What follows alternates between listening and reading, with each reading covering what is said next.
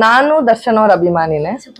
So but ತಪ್ಪು ಮಾಡಿದ್ರೆ ಯಾರೇ ತಪ್ಪು ಮಾಡಿರ್ಲಿ ಅವ್ರಿಗೆ ಶಿಕ್ಷೆ ಆಗ್ಲೇಬೇಕು. ಸೊ ಯಾರೇ ಆಗಿರ್ಲಿ ಅದು ಲಾ ಇದೆ.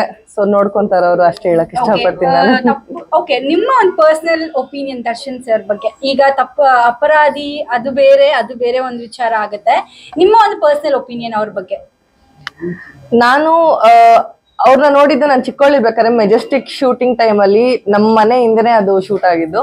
ಸೊ ಆ ಟೈಮ್ ಇಂದ ನಾನು ನೋಡ್ಕೊಂಡ್ಬಂದೆ. ಇಲ್ಲ, ನಾನು ಚಿಕ್ಕ ಹುಡುಗಿ ಅವಾಗ. ಸೊ ಅದಾದ್ಮೇಲೆ ನಾನು ಒಂದ್ 2-3 ಅವಾರ್ಡ್ ಫಂಕ್ಷನ್ಸ್ ಅಲ್ಲಿ ನೋಡಿದ್ದೆ. ಸೊ ಅಂಡ್ ಅವ್ರ ಜೊತೆ ಒಂದು ಮೂವಿ ಆಫರ್ ಬಂದಿತ್ತು ಅವ್ರ ತಂಗಿಯಾಗಿ ಆಕ್ಟ್ ಮಾಡಕ್ಕೆ, ಆಲ್ಮೋಸ್ಟ್ 5-6 ಇಯರ್ಸ್ ಬ್ಯಾಕು. ಬಟ್ ಅವಾಗ ಮೂವೀಸ್ ಎಲ್ಲ ಇಂಟ್ರೆಸ್ಟ್ ಇರ್ಲಿಲ್ಲ ನಂಗೆ. ಸೊ ಅದಾದ್ಮೇಲೆ ನಂಗೆ ತುಂಬಾ ಸ್ವೀಟ್ ಅನಿಸ್ತಾರೆ ಅವರು, ಎಲ್ಲರಿಗೂ ಸಪೋರ್ಟ್ ಮಾಡ್ತಾರೆ, ತುಂಬಾ ಸ್ವೀಟ್ ಅನಿಸ್ತಾರೆ. ಬಟ್ ಟೈಮು ಏನು ಹೇಳಕ್ಕಾಗಲ್ಲ. ಸೊ ಈಗ ಇನ್ನೊಂದು ವಿಚಾರ ಏನ್ ಹೊರ ಬರ್ತಿದೆ ಅಂದ್ರೆ, ದರ್ಶನ್ ಸರ್ ಯಾವ್ದೇ ಒಂದು ಹೊಸಬ್ರು ಅಂತ ಇಂಡಸ್ಟ್ರಿಗೆ ಬರ್ತಾರೆ ಅಂದ್ರೆ ಏನೋ ಒಂದು ಎಕ್ಸ್ಪೆಕ್ಟ್ ಮಾಡದೆ ಹೋಗಿ ಪ್ರಮೋಷನ್ಸ್ ಆಗಿರ್ಬೋದು, ಅವ್ರಿಗೊಂದು ಸಪೋರ್ಟ್ ಆತರ ಬಹಳಷ್ಟು ವಿಚಾರಗಳು ಮಾಡಿದ್ದಾರೆ. ಅಂಡ್ ಎಲ್ಲರಿಗೂ ಗೊತ್ತು, ಈಗ ಬರ್ತಿರೋ ಕಲಾವಿದರಿಗೆ ಒಂದ್ ಪ್ರಮೋಷನ್ ಬೇಕು ಅಂದ್ರೆ ದರ್ಶನ್ ಸರ್ ಬಳಿ ಹೋಗ್ತಾರೆ, ಪ್ರಮೋಟ್ ಮಾಡ್ಕೊಂತಾರೆ. ಬಟ್ ಯಾರು ಮಾತಾಡಕ್ಕೆ ಹೊರಗಡೆ ಬಂದಿಲ್ಲ ಅನ್ನೋ ವಿಚಾರ ಬಹಳಷ್ಟು ಕಡೆ ನಡೀತಿದೆ. ನಿಮ್ಮ ಅಭಿಪ್ರಾಯ ಅದ್ರ ಬಗ್ಗೆ? ಯಾಕೆ ದರ್ಶನ್ ಸರ್ ಪರವಾಗಿ ಯಾರು ಮಾತಾಡ್ತಿಲ್ಲ? ಬಹಳಷ್ಟು ಜನ ಈಗ ಮಾತಾಡ್ತಿದ್ದಾರೆ. ಆ ವಿಷಯವಾಗಿ ನೀವೇನ್ ಹೇಳಕ್ ಇಷ್ಟಪಡ್ತೀರಾ? ಐ ಗೆಸ್ ಕೆಲವರಿಗೆ ಆ ಭಯ ಇರುತ್ತೆ ಇಂಡಸ್ಟ್ರಿನಲ್ಲಿ, ಏನಾಗುತ್ತೆ, ನಾವ್ ಏನಾದ್ರು ಮಾತಾಡಿದ್ರೆ ಏನಾಗುತ್ತೆ, ನೆಗೆಟಿವ್ ಆಗಿ ಏನಾದ್ರು ಆಗುತ್ತಾ, ಇಲ್ಲ ಏನಾದ್ರು ಆಗುತ್ತೆ ಅಂತ. ಬಿಕಾಸ್ ದರ್ಶನ್ ಅಂತ ಅದು ಅವ್ರ ಬ್ರ್ಯಾಂಡ್, ಅದು ಆಕ್ಚುಲಿ ದರ್ಶನ್ ಹೆಸರಲ್ಲ, ಬ್ರ್ಯಾಂಡ್ ಅದು. ಸೊ ಅವ್ರ ಬಗ್ಗೆ ಯಾರಾದ್ರೂ ಕೆಟ್ಟದಾಗ ಮಾತಾಡಿದ್ರು ಒಳ್ಳೇದಾಗ ಮಾತಾಡಿದ್ರು ಅವರೇ ಸಿಕ್ಕಾಕೊಳ್ತಾರೆ. ಸೊ ಅದಕ್ಕೆ ಐ ಗೆಸ್ ಆ ಹುಷಾರಲ್ಲಿ ಸ್ವಲ್ಪ ಅವಾಯ್ಡ್ ಮಾಡ್ತಿರ್ಬೋದು ಎಲ್ಲ ಮೀಡಿಯಾ ಪ್ರಕಾರ ಜನರು. ಓಕೆ, ಈಗ ಒಂದು ಹೆಸರು ನಡೀತಿದೆ, ರೇಣುಕಾ ಸ್ವಾಮಿ ಅಂತ. ಬಹಳಷ್ಟು ಕಡೆ ನಾವೆಲ್ಲ ಕೇಳ್ಪಟ್ಟಿದೀವಿ. ಈ ಮನುಷ್ಯನ ಸ್ಟಾರ್ಟಿಂಗ್ ಅಲ್ಲಿ is not a soldier and ಏನು ಅಲ್ಲ, ಬಟ್ ಸ್ಟಾರ್ಟಿಂಗ್ ಅಲ್ಲಿ ಜನ ಬಿಂಬಿಸಿದ್ದು ಹಾಗಿತ್ತು ಆ ಮನುಷ್ಯನ ಬಗ್ಗೆ. ಬಟ್ ಈಗ ಒಬ್ರು ಚಿತ್ರಾ ಪವರ್ಗಲ್ ಅನ್ನೋರು ನೀವು ನೋಡ್ಬೋದು, ಅವ್ರನ್ನ ಪೋಸ್ಟ್ ಮಾಡ್ತಾರೆ, ಈ ವ್ಯಕ್ತಿ ನನಗೂ ಕೂಡ ಮೆಸೇಜ್ ಮಾಡಿ. ಅದಾದ್ಮೇಲೆ ಬಹಳಷ್ಟು ಜನ ಚಿತ್ರರಂಗದವ್ರು ಕೂಡ ಹಾಕಕ್ ಶುರು ಮಾಡ್ತಾರೆ.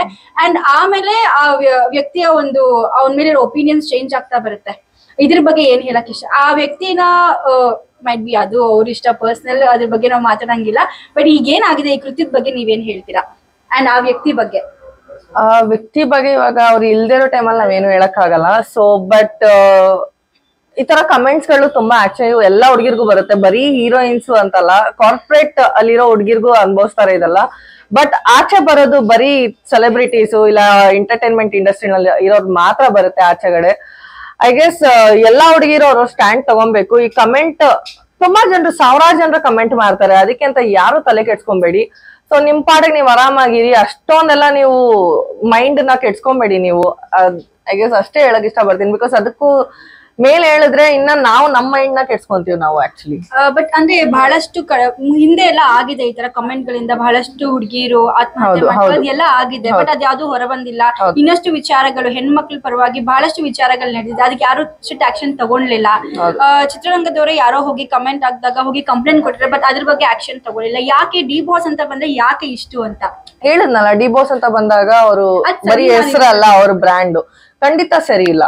ಬಿಕಾಸ್ ಎಲ್ಲಾ ಹೆಣ್ಮಕ್ಳೇ, ಬರೀ ಸೆಲೆಬ್ರಿಟಿ ಅಂತ ಬಂದಾಗ ಹೆಣ್ಮಕ್ಳು ಆಗಲ್ಲ. ಅದೇ ಹಳ್ಳಿಯವ್ರಿಗೆ ಅವರು ಅದೇ ಅನುಭವಿಸೋದು. ಯಾವ್ದೇ ಹೆಣ್ಮಕ್ಳು ಆಗಿರ್ಲಿ ಅದೇ ಅನುಭವಿಸ್ತಾರೆ. ಬಟ್ ಕೆಲವರಿಗೆ ಅವರು ಆಚೆ ಬಂದು ಮಾತಾಡೋ ಧೈರ್ಯ ಇರಲ್ಲ.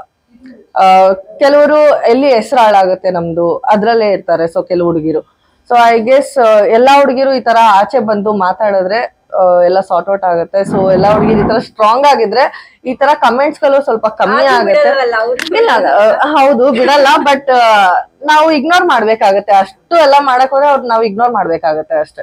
ಸೋಷಿಯಲ್ ಮೀಡಿಯಾ ಅಂದ್ರೆ ಓಕೆ, ನೆಗೆಟಿವ್ ಕಮೆಂಟ್ಸ್ ಎಲ್ಲ ಇರೋದು ಸಹಜ. ಬಟ್ ಸ್ಟಿಲ್ ತೀರಾ ಒಂದು ಮಟ್ಟಕ್ಕೆ ಹೋದಾಗ ಇದಕ್ಕೆ ಅಂತ್ಯನೇ ಇಲ್ವಾ ಅಂತ ಅನ್ಸ್ಬಿಡುತ್ತೆ. ದರ್ಶನ್ ಸರ್ ಇದೊಂದು ಕೇಸ್ ಆದ್ಮೇಲೆ ಬಹಳಷ್ಟು ಜನ ಹೆಣ್ಮಕ್ಳು ಹೀಗೆ ಆಗ್ಬೇಕು, ಇವ್ರಿಗೆ ಹೀಗೆ ಆಗ್ಬೇಕಿತ್ತು ಅನ್ನೋ ಒಂದು ಕಾಮೆಂಟ್ ಗಳನ್ನ ಪಾಸ್ ಮಾಡ್ತಾರೆ. ಅಂದ್ರೆ ಅವ್ರಿಗೆ ಎಷ್ಟು ಸ್ಯಾಟಿಸ್ಫ್ಯಾಕ್ಷನ್ ಇದೆ ಅಂದ್ರೆ, ನಾವು ಹೆಣ್ಮಕ್ಳು ಏನಾದ್ರು ಆದಾಗ ಐ ಮೀನ್ ಆಕ್ಷನ್ ತಗೊಳಕ್ ಆಗಲ್ಲ, ಅವ್ರು ಎಲ್ಲೋ ಕೂತ್ಕೊಂಡು ಕಮೆಂಟ್ ಮಾಡ್ತಾರೆ, ಯಾವ್ದೋ ಮೂಲೆಯಲ್ಲಿ ಇರ್ತಾರೆ. ಇದಕ್ಕೆ ಅಂತ್ಯನೇ ಇಲ್ವಾ ನಿಮ್ ಪ್ರಕಾರ? ಅಂತ್ಯ ಇದೆ ಖಂಡಿತ. ಅಂತ್ಯ ಅದು ಹುಡುಗಿರ ಮೇಲೂ ಡಿಪೆಂಡ್ ಆಗುತ್ತೆ, ಹುಡುಗರ ಮೇಲೂ ಡಿಪೆಂಡ್ ಆಗುತ್ತೆ. ನಾವ್ ಎಷ್ಟು ಇಗ್ನೋರ್ ಮಾಡ್ತೀವಿ ಅಷ್ಟು ಕಮೆಂಟ್ಸ್ ಕಮ್ಮಿ ಬರುತ್ತೆ, ಅಷ್ಟು ನಾವು ತಲೆ ಕೆಡ್ಸ್ಕೊಳಲ್ಲ. ಅದು ಬಿಟ್ರೆ ಇನ್ನು ನಾನು ಏನು ಹೇಳಕ್ಕಾಗಲ್ಲ. ಬಿಕಾಸ್ ಎಲ್ಲಾ ನಿಂತಿರೋದು ಹುಡುಗರ ಮೇಲೆ ಅದು. ಓಕೆ, ಇವತ್ತು ಫೈನಲ್ ಒಂದ್ ಕ್ವೆಶ್ಚನ್, ಇವತ್ತು ಬೇಳೆಗೆ ಅಪ್ಲೈ ಮಾಡಿದ ಡಿ ಬಾಸ್ ಅವ್ರ ಕಡೆಯಿಂದ ಒಂದೇ ಖುಷಿ, ನಿಮ್ಮ ಒಂದು ಅಭಿಪ್ರಾಯ?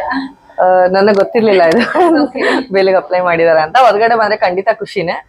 ಸೊ ಬಂದು ಆರಾಮಾಗಿ ಮತ್ತೆ ಮೂವಿ ಮಾಡ್ಲಿ ಅಂತ ಕೇಳಷ್ಟೇ. ಓಕೆ, ಅಂಡ್ ನೆಕ್ಸ್ಟ್ ನಿಮ್ಮ ಬಗ್ಗೆ, ನೆಕ್ಸ್ಟ್ ನಿಮ್ಮ ಒಂದು ಪ್ಲಾನ್ಸ್ ಏನಿದೆ, ಏನ್ ನಡೀತಿದೆ ನಿಮ್ಮ ವರ್ಕ್? ಸದ್ಯಕ್ಕೆ ನಾನು ಫ್ಯಾಷನ್ ಶೋಸ್ ಮಾಡ್ತಾ ಇದ್ದೀನಿ ಅಲ್ಲ, ಅದು ಬಿಟ್ರೆ ಪ್ರಮೋಷನ್ಸ್ ಮಾಡ್ತಾ ಇದ್ದೀನಿ. ಸೊ ಅದು ಬಿಟ್ರೆ ಸಾಂಗ್ಸ್ ಮಾಡ್ತಾ ಇದ್ದೀನಿ.